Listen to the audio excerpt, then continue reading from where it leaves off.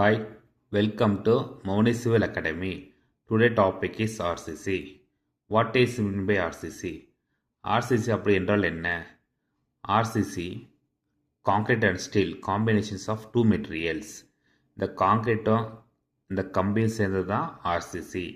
காங்கிரீட்டில் எப்படி நம்ம என்னென்ன மெட்டீரியல் யூஸ் பண்ணுறோம்னு பார்த்தீங்கன்னா cement, coarse aggregate, fine aggregate, sand, water and admixtures இதெல்லாம் யூஸ் பண்ணி தான் நம்ம வந்து காங்கிரீட் ரெடி பண்ணுறோம்.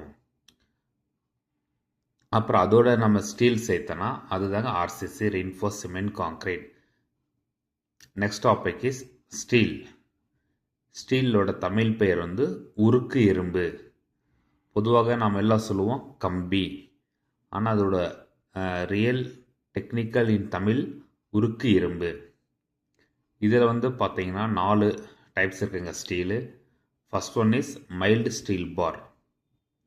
இந்த மைல்டு ஸ்டீல் பாரை வந்து ஈஸியாக நம்ம பெண்ட் பண்ண முடியும், ஆனால் வித்தவுட் பிரேக்கிங், அப்படின்னா உடையாமல் நம்ம வந்து ஈஸியாக நம்ம பெண்ட் பண்ண முடியும். நெக்ஸ்ட்டு பார்த்தீங்கன்னா ஹாட் ரோல்டு பார். இந்த ஹாட் ரோல்டு பார் வந்து specially prepared while comparing to mild steel bar. இந்த டைப் ஆஃப் ஸ்டீல் வந்து பார்த்தீங்கன்னா டென்சைல் ஸ்ட்ரென்த் வந்து ரொம்ப அதிகமாக இருக்கும். எப்பயுமே 2 செக்ஷன் இருக்கும், திக் செக்ஷன், தின் செக்ஷன்ஸ். இந்த ஹாட் ரோல்டு ஸ்டீல் பார் வந்து திக் செக்ஷனில் நமக்கு கிடைக்கும். Next cold worked bars. இந்த டைப் ஆஃப் ஸ்டீல் பார்த்தீங்கன்னா இதை நம்ம ட்விஸ்ட் பண்ண முடியும். அப்புறம் நமக்கு எவ்வளோ தூரம் என்ன ஷேப்பில் வேணும், எவ்வளோ தூரம் நம்ம ஸ்ட்ரெச் பண்ணுறோம், நம்ம ஸ்ட்ரெச் பண்ணிக்கலாம். Ribs, RIBS. அந்த ரிப்ஸ் என்னன்னு பார்த்தீங்கன்னா நம்ம ஸ்டீல் உருக்கு இரும்பு மேலே இருக்க ஒரு ரவுண்டு ஷேப்பில் வந்து ஒரு மார்க் இருக்குங்க, ரிப்ஸ். Next steel fabric. இந்த ஸ்டீல் ஃபேப்ரிக்கில் பார்த்தீங்கன்னா இந்த ஸ்டீலை வச்சு நம்ம மெஷ் பண்ணலாம். நெக்ஸ்ட்டு ஒயர்ஸ் எல்லாம் ரெடி பண்ணலாம், ரவுண்டு ஷேப்பில், சர்க்குலர் ஷேப்பில் நம்ம ஒயர்லாம் ரெடி பண்ணிக்கலாம் இந்த ஸ்டீல் ஃபேப்ரிக்கில். Next main components of RCC. நம்ம ஸ்டார்டிங்கில் பார்த்தோம் what is mean by RCC. அதே தாங்க நெக்ஸ்ட்டு சிமெண்ட். சிமெண்ட்டு எதுக்காக யூஸ் பண்ணுறோன்னு பார்த்தீங்கன்னா அது வந்து பைண்டிங் மெட்டீரியல். பைண்டிங்னா எல்லாத்துக்குமே ஒட்டும் தன்மை. நம்ம காங்கிரீட்டில் இருக்கிற அக்ரிகேட், அதாவது ஜல்லி, கற்கள். நெக்ஸ்ட்டு ஃபைன் அக்ரிகேட், மணல். நெக்ஸ்ட்டு வாட்டர், நீர். Next admixtures. இது எல்லாமே ஒன்றா சேர்த்து ஒரு பாண்டிங் மெட்டீரியலை கொண்டு வரது தான் சிமெண்ட். இந்த சிமெண்ட்டை பார்த்தீங்கன்னா என்னென்ன கிரேடில் இருக்கும், 43 கிரேட் இருக்குது. நெக்ஸ்ட்டு இந்த சிமெண்ட்ஸ் எல்லாம் பார்த்தீங்கன்னா நம்ம RCCயில் நம்ம யூஸ் பண்ணிகிட்ருக்கோம். அடுத்த டாபிக் வந்து ஃபைன் அக்ரிகேட், மணல். இந்த மணல் எதுக்காக நம்ம யூஸ் பண்ணுறோம், டு ஃபில் வாய்ட்ஸ். இப்போ 2 ஜல்லிக்கு இடையில் வந்து சின்ன சின்ன ஒரு கேப் இருக்கும் பாருங்கள், அதுக்கு பேர் தான் வாய்ட்ஸ். அந்த வாய்ட்ஸ் எல்லாம் நம்ம இந்த சின்ன மெட்டீரியல் வச்சு நம்ம ஃபில் பண்ண போகிறோம். Next course aggregate.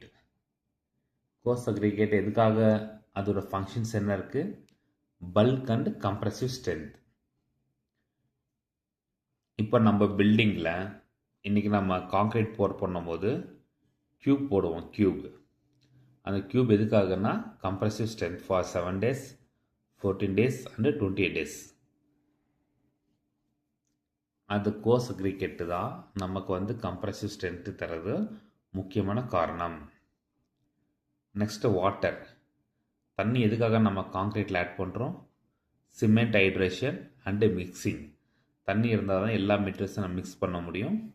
அதோட சிமெண்ட்டோட ஹைட்ரேஷன், சிமெண்ட்டில் இருக்கிற கெமிக்கல் ப்ராப்பர்ட்டிஸ் அது வெளியே வந்து எல்லா இருக்க மெட்டீரியல் கூட வந்து சேர்ந்து அதோட ஹைட்ரேஷன் ஆகும். Steel to resist tension, bending, cracking.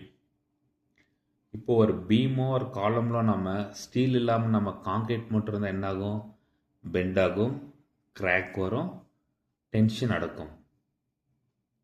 அந்த டென்ஷன் வந்து ஃபெயிலியர் ஆகாமல் இருக்கிறதுக்காக தான் நாம் ஸ்டீல் யூஸ் பண்ணிகிட்ருக்கோம்.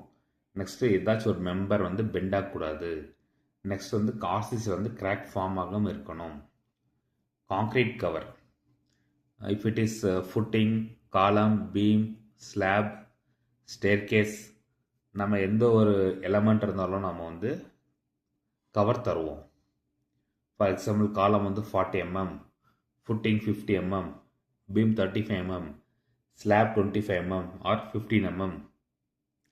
அந்த கவர் நம்ம தருவோம். அந்த கான்கிரீட் அவுட்டர் சர்ஃபேஸில் இருந்து நம்மளோட ஸ்டீல் ரின்ஃபோர்ஸ்மெண்ட் பார் வந்து 40 mm or 50 mm உள்ளதாக இருக்கணும். அப்படி இருந்தால் தான் அந்த மெம்பர் வந்து கொரோஷன் ஆகாது.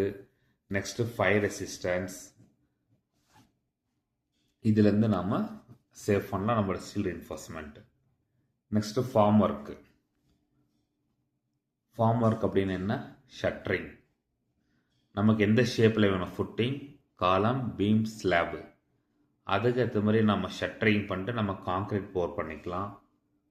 நமக்கு ரிக்வயர்ட் ஷேப், எந்த ஷேப்புக்கு வேணுமோ அந்த ஷேப்புக்கு தகுந்தவாறு நம்ம வந்து நம்ம ஃபார்ம் அப் பண்ணலாம்.